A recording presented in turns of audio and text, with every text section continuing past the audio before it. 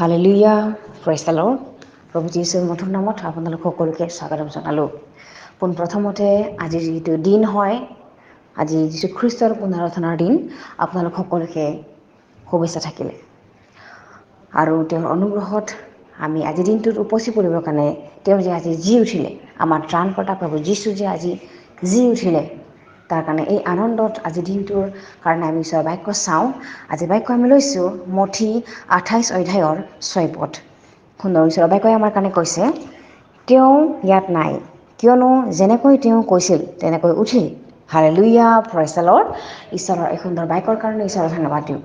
প্ৰেমিচাকীসকল, ইয়াতে যিটো আমাৰ ওপৰৰ লাইনত লিখা আছে, যীশুৰ পুনৰুত্থান। হালেলুয়া। সিহঁতে যেতিয়া বিশ্ৰামবাৰ অতীত হৈ যোৱাৰ পাছত যেতিয়া সপ্তাহৰ প্ৰথম দিন যেতিয়া আৰম্ভ ওচৰ চাপিলত, তেতিয়া মগদলিনী মৰিয়ম আৰু মৰিয়ম যিটো যীশুক মৈদাম দিয়া ঠাইলৈ তেওঁবিলাকে চাবলৈ গ'ল। আৰু সেই সময়ত বৰ ভূমিকম্প হ'ল, ডাঙৰ ভূমিকম্প হ'ল, যাৰ ফলত মানে মানুহবিলাকৰ ভয় লাগিল। আৰু কিয় হ'ল যে স্বৰ্গৰ পৰা দূতবিলাকে নামি আহি, স্বৰ্গৰ দূতে নামি আহি কি কৰিলে, যীশুখ্ৰীষ্টৰ যিটো মৈদামত ঢাকি থোৱা, যিটো দুৱাৰত ঢাকি থোৱা যিটো ডাঙৰ শিলচটা, স্বৰ্গদূতে সেই শিলচটাক কি কৰিলে, বগৰাই নিলে। আৰু তাৰ ওপৰত স্বৰ্গদূতবিলাকে বহিলে। আৰু তাতে তেওঁৰ যিটো স্বৰ্গদূতৰ বৰণটো বদন বিজুলীৰ নিচিনা আছিলে, আৰু বস্ত্ৰটো হিমৰ নিচিনা শুক্ল আছিলে। আৰু এই স্বৰ্গদূতক দেখি যিটো তাতে প্ৰহৰীবিলাক আছিলে, যিটো কবৰস্থানৰ চকীদাৰবিলাক আছিলে, তেওঁবিলাকে ভয় কৰিলে। আৰু তেতিয়াই স্বৰ্গদূতে ক'লে যে,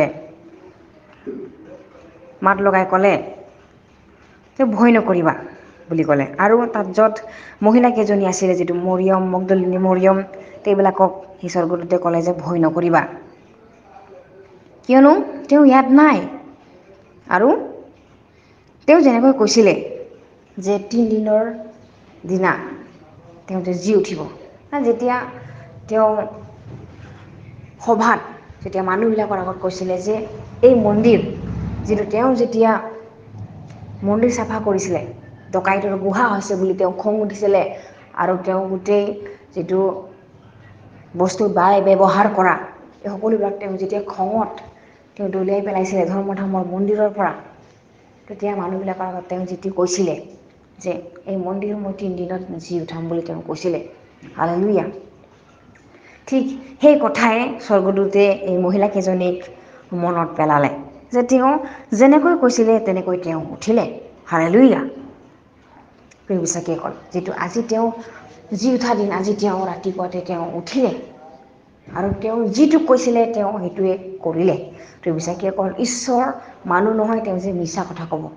তেওঁ মানুহৰ সন্তানো নহয় যে তেওঁ কৈ পেলাই পাহৰি যাব। তেওঁ যিটো কয় তেওঁ সেইটো টাইমতে, সেইটো সময়তে তেওঁ কৰিবই, কাৰণ তেওঁ সত্য হয় আৰু তেওঁ মৰ্যাদা ৰখা ঈশ্বৰ হয়। হালেলুয়া।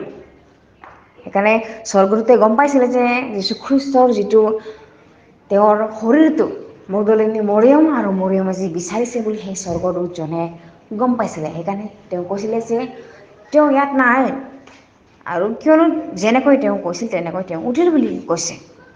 হালেলুয়া। প্ৰিয় বিশ্বাসীসকল, তেওঁ যে জীৱিত ঈশ্বৰ হয়, তেওঁ যে আমাৰ কাৰণে ইমানখিনি মাৰ খালে, ইমানখিনি কষ্ট খালে, যিটো আমি আমাৰ দুখ কষ্টবিলাকৰ লগত একোৱেই নহয় যীশুখ্ৰীষ্টৰ তাড়নাটোৰ লগত।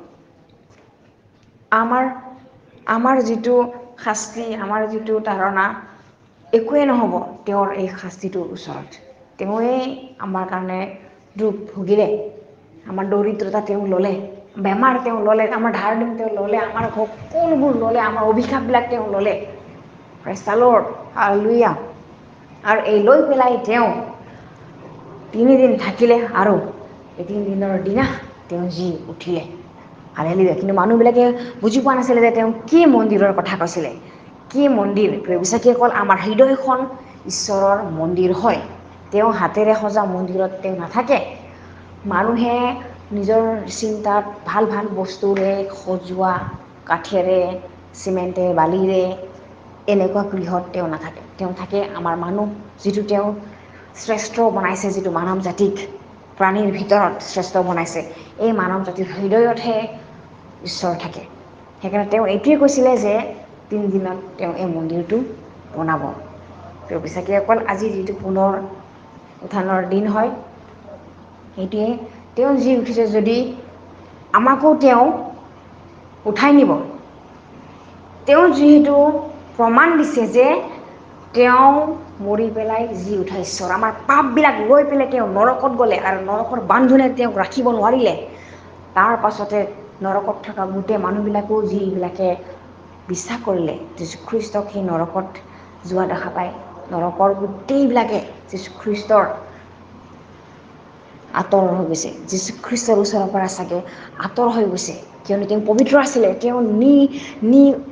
তেওঁৰ গাত একো দাগ নাছিল, তেওঁ নিৰ্ঘুণী আছিলে, তেওঁ একো পাপ জনা নাছিলে। সেইকাৰণে তেওঁ পবিত্ৰ আছিলে, কাৰণে নৰকৰ বান্ধোনে তেওঁক ৰাখিব নোৱাৰিলে আৰু তেওঁ 3 দিনত পুনৰাই জি উঠিলে। প্ৰিয় বিশ্বাসীসকল, তেওঁ জীৱিত ঈশ্বৰ হয়, তেওঁৱে আমাৰ ঈশ্বৰ হয়। আৰু তেওঁ যিবিলাকে বিশ্বাস কৰে, গ্ৰহণ কৰে, তেওঁবিলাকেও পুনৰুত্থানৰ দিনা দ্বিতীয় আগমনৰ দিনা তেওঁ সেই ব্যক্তিকেইজনে জি উঠিব। আৰু যিবিলাকে যীশুখ্ৰীষ্ট গ্ৰহণ কৰি পেলাই মৃত্যুবৰণ কৰিছে, মৈদামত আছে, তেওঁবিলাকে প্ৰথমে উঠিব যীশুখ্ৰীষ্ট যেতিয়া মেঘত আহিব দ্বিতীয় আগমনৰ দিনা। Hallelujah, praise the lord. প্ৰিয় বিশ্বাসীসকল, সেইকাৰণে তেওঁ প্ৰমাণ দিছে যে ময়ে জি উঠা